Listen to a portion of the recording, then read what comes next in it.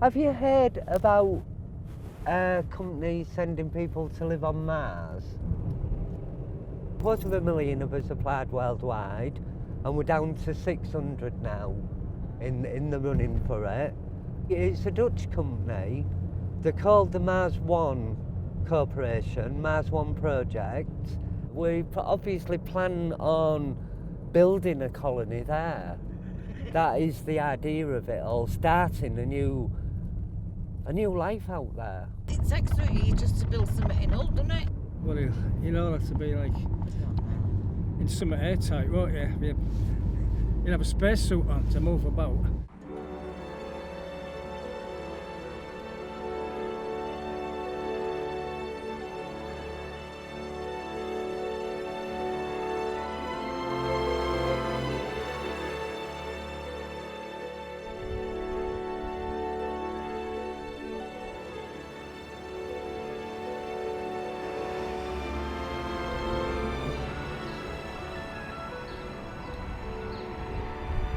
I've done taxi in 20 years. I've done some other things in between and then come back to taxi. And I was a cleaning manager for a while. Welding, I'm a welder. Sales, financial advisor, which is probably the worst job in the world for me because I'm not that good with money. I've often thought of leaving Hull, and nowhere's actually caught my eye enough to actually say, right, this is it, I'm packing up, I'm going. Mars may be the place to do it. We go knowing that we'll never ever return to Earth. It's one-way ticket. We've been told that, we accept that, and we're willing to take that. On Mars there's nothing at the moment. Hull's got everything you could possibly want.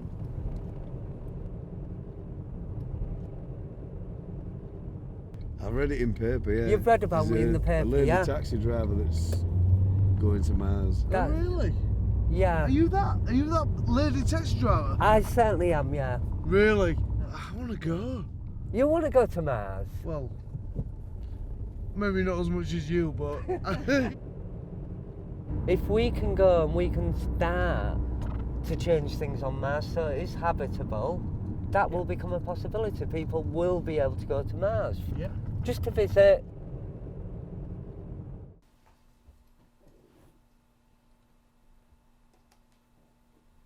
Mars One's mission to establish a human settlement on Mars. Mars is the stepping stone of the human race on its voyage into the universe.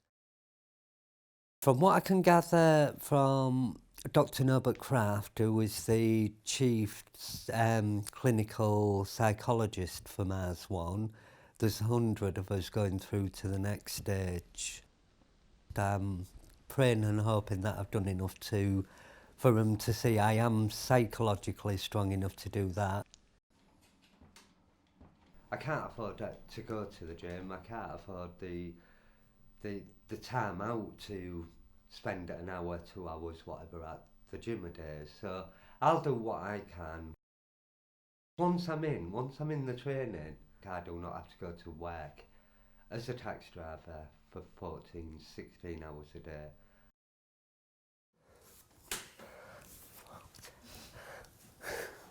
We talked among each other, a lot of the other applicants and that, and I've tried to explain, they're saying, no, nobody be in charge because we're all equal.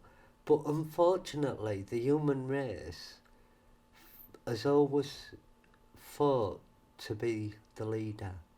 I think it'll be the strongest on Mars who will lead Mars eventually. The way we'll be living and interacting with Earth will be very, very different. I mean, up on Mars, we're going to have no policing, we're going to have no money. It'd probably be a bit of a holiday to me, to be honest with you. I'd probably only have to work 8 hours a day or something. So would you live on Mars then? That's what I'm hoping to do, yeah. Really? Yeah. Yeah. It's possible, we've got the technology to do it. Now, once we're there, we don't know how long we'll live or if we'll even live. But we've got to hope it's possible, haven't we? You know. So I suppose it's worth a try, isn't it? it's worth a try, yeah. Would you go live on Mars? Nah, I don't think I would. Not if there was just only a few of you going, like. Yeah. You like the hustle Yeah. bustle of In the thick of it. being in the town and yeah. Depends what you're leaving behind here, doesn't it, I suppose? You know what I mean? I think it'd be a lot harder if I had a lot of children and a lot of friends and family and everything else. I've got a lot of that. No, I haven't. Go No. for it then, innit? Yeah. There's not holding you back, is there? There isn't nothing holding me back. No. No.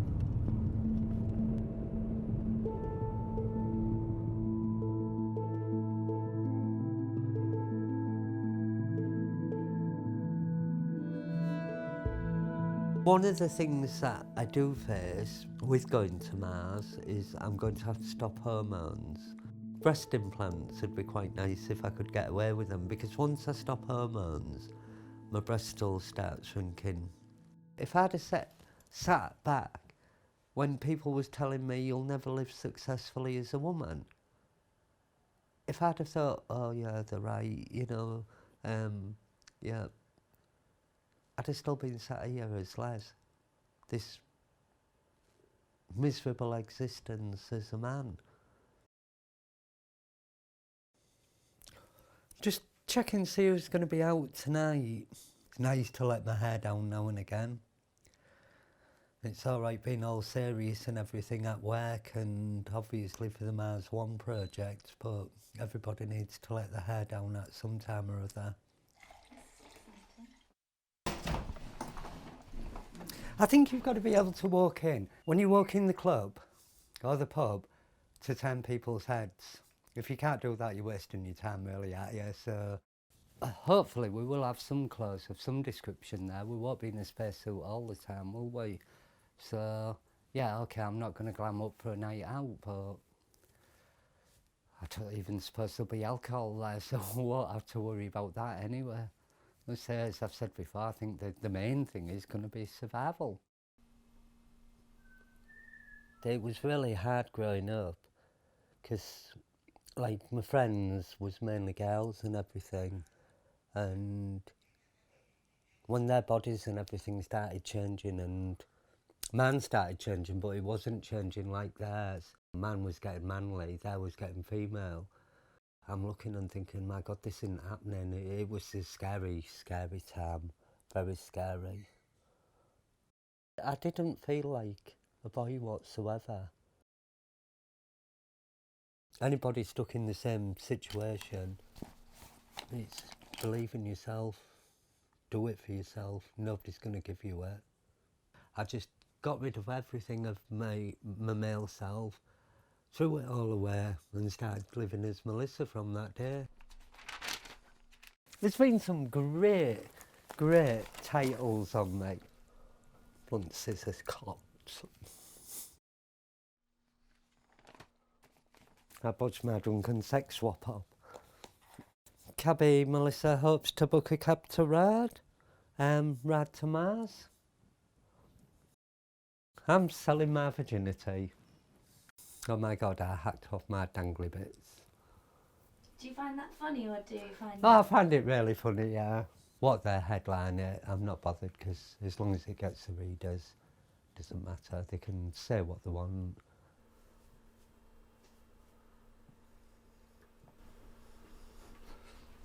I'll do.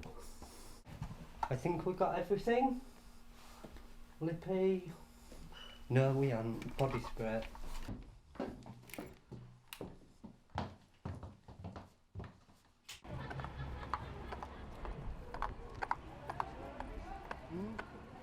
It was fun at the time. I mean, for God's sake, I'd lost my willy, I'd got a vagina, I wanted to show it off.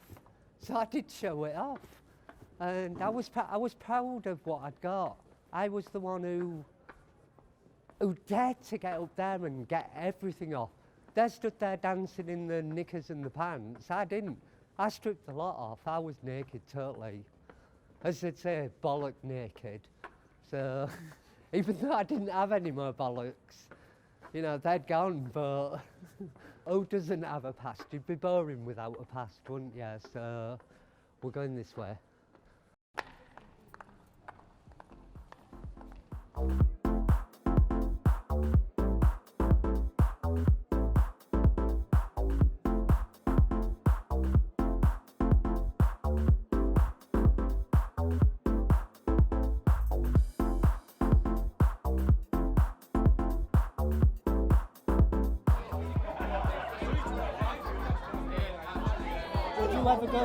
I would never go to Mars. Because I don't want to go. Why? Because it's cold. Or is it hot? It's cold. No. It's cold. It's very cold. No. It might be fun eating worms and bugs and things. Oh, it'll be cheery. You're going to have to be the strongest people there is going, because you have got to make your life there.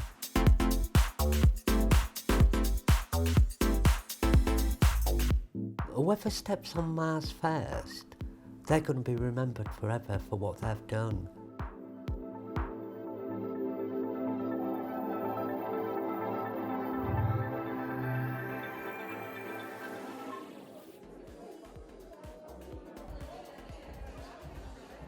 I don't have much family, and it was like, when I first told them, it was, yeah, whatever.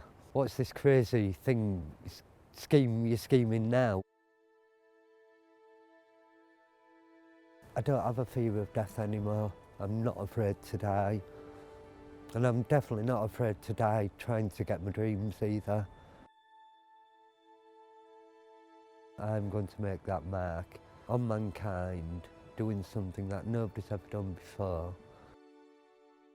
I was speaking to my brother only the other day, and he said, at first he didn't believe it, but he doesn't want me to go to Mars.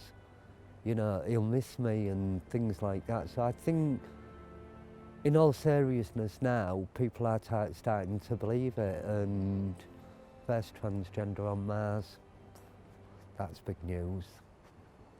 That's Saturn, that's my next challenge after Mars.